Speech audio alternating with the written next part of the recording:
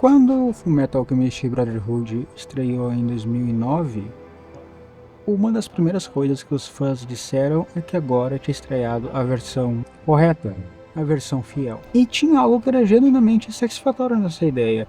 Depois de anos com um anime que tinha saído dos trilhos do mangá bem cedo na história, a gente finalmente teria uma versão que ia contar a história concebida pela Hiromu Arakawa. Uma versão que não inventava, que não desviava, e que entregava a história como ela tinha sido concebida. O problema com essa narrativa é que ela confunde dois critérios completamente diferentes. Fidelidade é a relação entre uma obra e sua fonte. Qualidade é a relação entre uma obra e o que ela faz com os próprios elementos. Uma adaptação pode ser perfeitamente fiel e artisticamente morta. Pode reproduzir cada vírgula da narrativa original com precisão cirúrgica e ainda assim não entender por que essa história funciona. Do mesmo modo, uma adaptação pode se afastar radicalmente da fonte e produzir algo que tenha vida própria, que encontra o próprio centro de gravidade e que faz perguntas que o original nunca fez. E isso é uma afirmação controversa no campo da adaptação. Se a gente pegar o Iluminado, que é um filmaço, o Kubrick seguiu basicamente a ideia do livro, mas foi para um lado completamente diferente. E o Stephen King até hoje não gosta do filme. A fidelidade ao material original não estava no centro desse trabalho. A clareza da visão do Kubrick que estava. O anime de Fullmetal Alchemist de 2003 não é fiel ao mangá de Arakawa porque não podia ser. O mangá ainda estava sendo publicado quando a série foi ao ar. A equipe de Seiji Mizushima e a escritora Shou Aikawa precisaram inventar uma segunda metade inteira para a história. E o que eles inventaram é, em vários aspectos fundamentais, mais disposto a explorar as partes mais sombrias que a versão que segue o mangá nunca conseguiu. Ou simplesmente também não quis. A questão nem é essa. Brotherhood é uma obra excelente, tem coesão narrativa superior ao anime de 2003, tem um antagonista em escala épica e tem um final que justifica cada sacrifício feito ao longo da jornada. Mas tem uma diferença entre uma obra que é bem construída e uma obra que é corajosa. E coragem narrativa e disposição de ir a lugares que machucam e que deixam o público desconfortável é onde a versão de 2003 se destaca. Capítulo 1. Os culpados que continuam de pé. O Roy Mustang é um dos personagens mais bem construídos de qualquer versão. A premissa dele é quase paradoxal. Um homem que cometeu crimes de guerra e agiu com extrema violência e que por conta dessa violência ascendeu na hierarquia militar e tenta usar isso para melhorar o sistema de dentro. Ele carrega Estival, não de modo decorativo, não como backstory que explica por que ele tem um semblante sério. Estival está presente nas escolhas que ele faz, na relação que ele tem com os subordinados e na consciência permanente de que o que ele quer construir vai ser construído com as bases em cima do que ele destruiu. E Brotherhood trata isso com uma seriedade genuína. Há momentos onde o peso de Estival sobre o Mustang é palpável, onde a série não deixa o espectador esquecer o que ele fez. Porém, Brotherhood tem um arco para Mustang que aponta em direção à redenção. Ele perde a visão, ele alcança o objetivo que estabeleceu para si mesmo. A narrativa deixa ele chegar lá, machucado, mas inteiro. E o perdão que ele recebe não vem de um personagem específico dizendo eu te perdoo. Vem da estrutura da história. E coloca ele como protagonista do próprio arco que termina em uma vitória moral. Já no anime de 2003, tem uma mudança, um detalhe que altera completamente o personagem e o peso das suas ações para nós que somos espectadores. Ele matou os Rock Bell, os pais da Wing, não como parte de uma ordem abstrata ou por alguém sob seu comando. Ele foi um instrumento direto. E isso não é revelado de modo a criar um momento de confronto dramático que depois se resolve em compreensão. É revelado e fica ali. A Wing sabe, o Ed sabe, o Al sabe. E a série deixa os personagens coexistirem com essa informação sempre pairando no ar, sempre deixando um peso a mais em qualquer interação que eles tenham desde então. Não tem uma cena do eu te perdoo, não tem um discurso que explique que o Mustang era diferente na época e que ele mudou. Não tem um gesto de reparação que equilibre as contas morais. E isso é algo bastante incomum em narrativa de aventura. Um mentor que é genuinamente culpado de algo irreparável em relação à pessoa que ele está ajudando a proteger. E essa tensão, ela não é desenvolvida, ela não é resolvida, mas isso não é ruim, ela é uma tensão que é a base do personagem e que fica ali o tempo todo até o final da história. Uma condição permanente da relação entre esses personagens. E isso é muito foda. O anime tá dizendo algo específico com isso. As pessoas que fizeram coisas horríveis não se transformam em monstros com uma plaquinha avisando para manter distância. Elas continuam funcionando, continuam sendo competentes, continuam sendo, em vários aspectos, dignas de admiração. E isso é desconfortável de um jeito muito diferente do desconforto que o Brotherhood faz. E em Brotherhood a gente tem toda uma moldura épica pra aventura. No anime de 2003 a gente tem uma versão muito mais humana, muito mais mundana e muito mais identificável dos personagens. Se no Brotherhood as coisas horríveis que o Mustang fez são de certa forma abstratas e não se traduzem de verdade em coisas horríveis para os personagens que a gente acompanha, nem pro Scar, porque ele não tem relação direta com o Scar, apesar de ter ajudado a exterminar o povo dele. No anime de 2003, as coisas horríveis que o Mustang fez refletem na gente como público, porque a gente gosta da Wiri, a gente se importa com ela, e um dos personagens preferidos do público causou o maior trauma da vida dela, então é muito mais concreto. Não estou atrás de vocês para cumprir ordens. Estou atrás de vocês porque vocês não buscaram a minha ajuda e fugiram sem me avisar!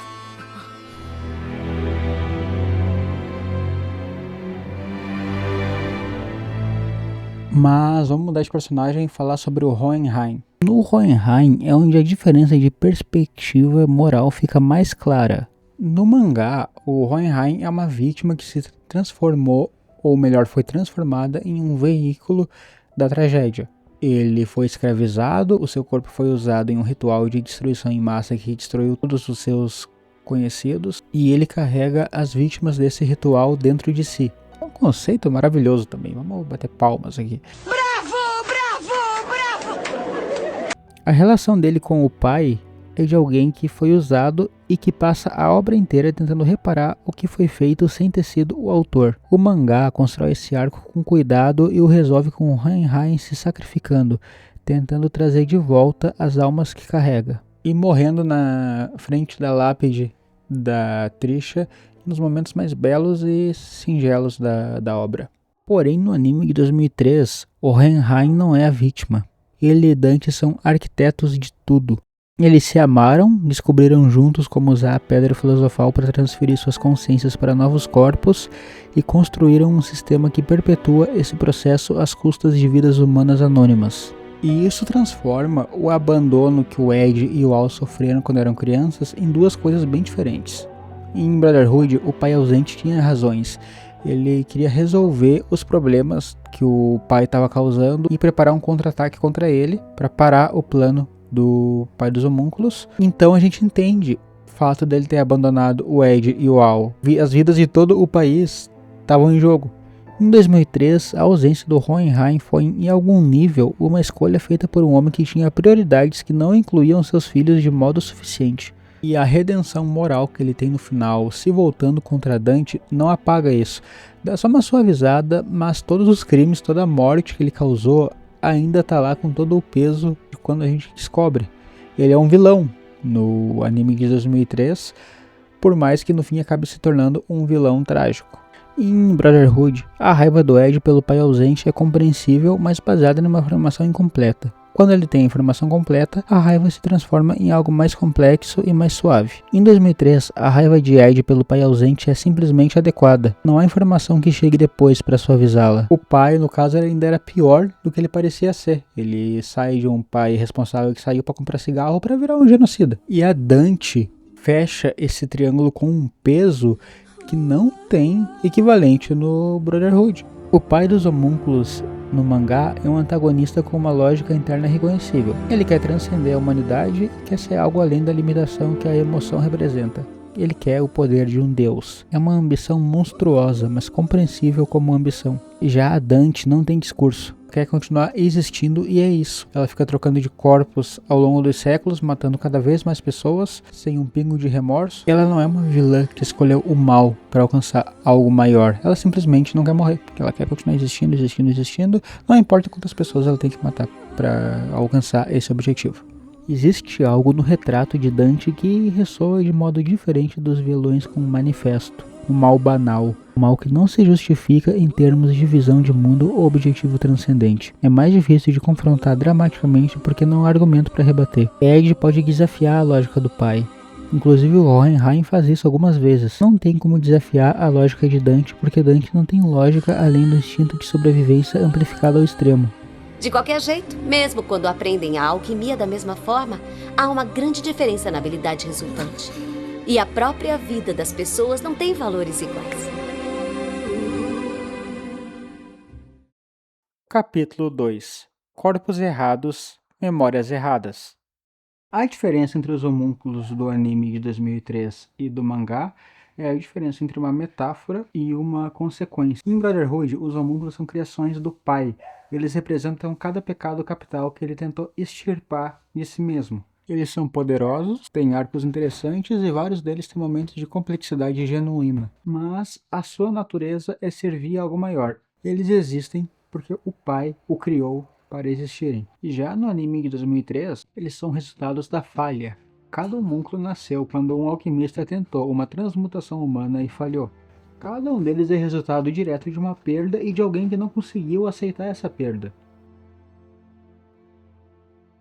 Eles não foram criados por uma entidade superpoderosa com um objetivo estratégico em mente. Eles foram gerados por luto e por desespero, por alguém que amava outra pessoa o suficiente para cruzar a linha que não deveria ser cruzada e que recebeu de volta algo que não esperava. O elemento mais perturbador dessa construção é que os homúnculos de 2003 têm memórias fragmentadas de quem eles eram. Camadas de uma pessoa que existiu antes e que agora coexiste de modo incompleto e desordenado com o que eles se tornaram. Eles sabem que são o resultado de uma tentativa fracassada, que alguém quis que eles fossem outra coisa. Eles não são a resposta à pergunta que originou a sua existência. Alphonse Elric, que passa toda a série questionando a natureza da sua própria existência dentro da armadura, que não sabe se suas memórias são reais ou implantadas, que não consegue sentir nada fisicamente e que às vezes se pergunta se isso o torna menos real, esse Al precisa enfrentar a preguiça. E preguiça tem o rosto da Trisha Elric. Preguiça é o que sobrou quando Ed e Al tentaram trazer sua mãe de volta. Essa é a resposta que a Porta da Verdade deu aos irmãos à pergunta que eles fizeram. É o Al tendo que confrontar em forma física o erro que definiu a sua vida. E não tem um personagem de fora do confronto que ofereça palavras gentis ou conforto. Não é uma revelação depois que recontextualiza o que aconteceu de um jeito mais gentil. Aconteceu. O Al sobreviveu e a preguiça foi o resultado do erro dele e... É verdade. Se você levá-la para casa, a sua bela esposa ficaria com ciúme, não é mesmo? Indolência. A partir de hoje vai se chamar indolência. Já o Ed matando ganância é o ponto onde o anime registra algo que ficou na obra inteira, mas que raramente é discutido: o custo de ser eficaz. Ganância, em ambas as versões, tem uma qualidade que o torna mais simpático do que deveria ser, dado o cargo que ocupa na hierarquia dos pecados capitais. Há uma honestidade estranha nele. Ele quer o que quer, sem pretensão de nobreza ou propósito maior. Em Brotherhood, isso se resolve de um jeito que torna o Ganância mais humano. Ele decide se sacrificar e faz uma escolha que vai contra o próprio interesse. Já no anime de 2003, o Ed mata o Ganância. Depois de um confronto que fica claro que o Ganância entende o que ele é, que ele tem perspectiva da vida dele e sobre a própria natureza, o Ed mesmo assim decide matar ele porque é o que ele precisa fazer. E a série não cria um momento de remorso explícito que funcione como validação para o espectador. O que ela faz é mais sutil. Uma diferença no Ed depois desse ponto. Uma disposição ligeiramente maior de calcular em termos de necessidade em vez de hesitação. Eu transformei todo o líquido do seu corpo em etanol. Com isso, ela vai se evaporar. Mas não vamos pensar que o anime de 2013 não traz consequências mais diretas sobre os atos do Ed, porque aí a gente vai ter que pegar o exemplo da Rose, que é provavelmente a parte mais pesada do anime de 2003, e que é basicamente uma consequência ambulante dos atos do Ed. Em Lior, no início da série, Ed expõe o pai Cornélio como fraude, destrói a base de crença que mantinha Cornélio no poder e que dava a Lior uma estrutura de autoridade, por mais manipulada que fosse. E o Ed fez isso porque era a coisa certa a fazer. O Cornélio estava usando da fé das pessoas para manipular elas de um jeito errado e ele precisava sofrer as consequências de seus atos, certo? O que o Ed não calcula, e que o anime exige que o espectador calcule, é que estruturas de poder, mesmo as estruturas erradas, quando removidas não deixam espaço neutro, deixam um vácuo. E vácuo, em um estado militar, é um convite para intervenção. Soldados amestrinos chegam a Lior, e o que acontece durante essa ocupação militar inclui o que acontece com Rose, que ficou, que não tinha para onde ir, que tinha perdido a fé, que era sua âncora, e depois não tinha encontrado outra. E agora, gente, é uma parte bem pesada do vídeo. O anime de 2003 não mostra o que acontece com a Rose, mas deixa muito implícito que foi um estupro coletivo. Ela aparece depois da ocupação carregando um bebê, cujo o pai não é mencionado, traumatizada, muda, sem ter mais a capacidade de falar por conta do trauma. E o que a obra faz é amarrar a ação do Ed no início do anime com o que aconteceu com a Rose, que é uma personagem que nós nos importávamos. A ação do Ed foi correta. O Ed não é responsável pelo que os soldados fizeram, mas o Ed removeu a única estrutura que existia em Lior sem ter como substituí-la, sem poder ficar para garantir que o vácuo não seria preenchido por algo pior. E quem pagou por essa atitude do Ed não foi ele, foi a Rose. O Brotherhood não tem nada parecido com esse nível, até eu entendo. É uma consequência pesadíssima por um ato com boas intenções do Ed, porém ele trata das consequências de uma forma mais geral. O que não é ruim, mas a linha direta entre uma escolha específica do Ed e o sofrimento de uma personagem específica que o espectador acompanhou desde o início não existe lá. Enquanto o Ed do mangá tem responsabilidades gerais sobre as suas escolhas, o Ed de 2003 tem responsabilidades específicas e consequências com rosto sobre as suas ações. Algo também que acontece, por exemplo, com o Hohenheim e com o Mustang. O anime não tem medo de sujar os seus personagens, ao contrário do de 2003, que segue por uma narrativa mais clássica. E isso é uma afirmação política sobre como o heroísmo funciona, que vai muito além do que a maioria dos animes de ação se dispõe a fazer. A intervenção bem intencionada, que não considera o que vem depois, é uma forma de abandono, e quem parte e quem fica não estão expostos aos mesmos riscos. Que ser o herói que resolve o problema imediato não te isenta dos problemas que a resolução cria. Faz ele ficar quieto!